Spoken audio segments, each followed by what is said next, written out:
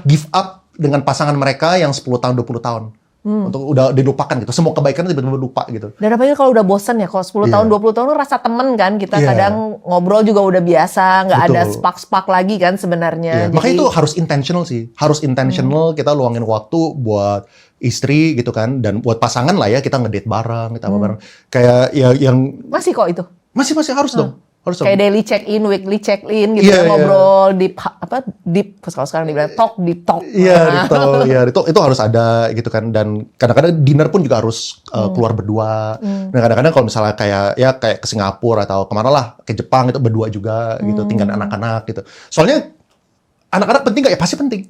Tapi relasi antara gua sama istri itu lebih penting lagi.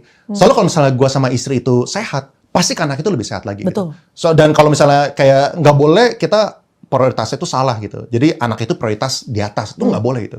Jadi istri itu jadi kelupaan, itu nggak boleh. Justru istri itu harus di atas gitu. Istri nomor satu yang menjaga relasi, jaga hubungan gitu. Itu kalau misalnya gue sama istri itu happy, pasti anak-anak lebih happy lagi. Ya kan kayak ya, miskomunikasi sedikit. Tentu gue juga bukan yang perfect, argumen ada pasti gitu. Cuman ada secara prinsip, secara nggak boleh nggak sengaja kayak gitu. Harus secara intentional kita melakukan itu. Nah, soalnya kalau guardiannya sehat, anak-anaknya juga sehat kan sebenarnya ya. Kalau yang salah satunya oleng, pasti mau kita pencitraan atau mau kita poles seperti apapun, tetap aja nggak baik-baik buat anaknya. Betul. Dan duit itu bukan kayak nggak solve it lah. Kayak banyak orang yang jauh lebih kaya, tapi anaknya panggil dia tuh om. Gitu. Iya, tapi banyak banget loh kok. Kadang ada yang pasien sedih gitu ya. Maksudnya orang tuanya sukses, karirnya namanya bagus di mana-mana, tapi anaknya ternyata yang ngerasa bahwa mereka bukan orang tuanya.